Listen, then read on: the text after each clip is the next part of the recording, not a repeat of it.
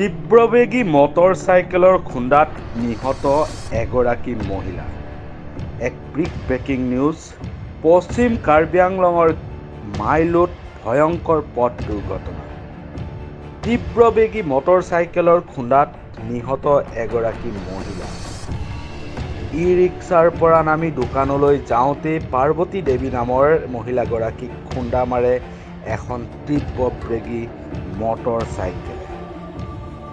ঘটনাস্থলীৰ পৰা ততাতয়াকৈ মহিলাগৰাকীক চিকিৎসালয়লৈ নিয়ে যদিও মৃত ঘোষণা কৰে চিকিৎসকে। পশ্চিম কাৰ্বি আংলঙৰ খেৰণি থানাৰ অন্তৰ্গত মাইলো অঞ্চলৰ পাৰ্বতী দেৱী ১ নম্বৰ নবাইবিল গাঁৱৰ বাসিন্দা বুলি জানিব পৰা গৈছে।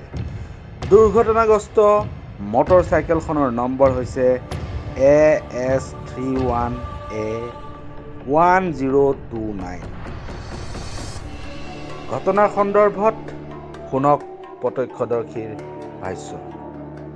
মোৰ নামটো চামচন মিলিক হয় আৰু মোৰ ঘৰটো ইয়াত মাইলো বজাৰ হয়। এতিয়া ইয়াতে অলপ আগত লামচাখান যোৱা ৰাস্তাত টমটম গাড়ীৰ পৰা এজন মাইকীজনী লামি দোকানত বস্তু ল'ব আহিছে। সেইটো সময়ত বাইকটো তেনেকৈ স্পীডত আহি মানুহজনীক মাৰি দিলে। এইটোৱে মই দেখিছে আৰু সি মানুহজনটো মৰি গ'ল। স্পট ডেথ হৈ গ'ল। Spot death. মোটামুটি টাইম কেইটা হৈছিলে? মোটামুটি 5-6 বাজিমান হৈছে আবেলি।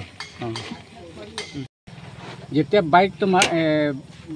বাইক চলোৱা মানুহজন ফাৰ্মাচীত লৈ গৈছে, ফাৰ্মাচীৰ পৰা থানাত লৈ গৈছে আৰু বাইক আৰু মানুহজনকো ধৰা পৰিছে। মই ইমানে দেখা পালোঁ আৰু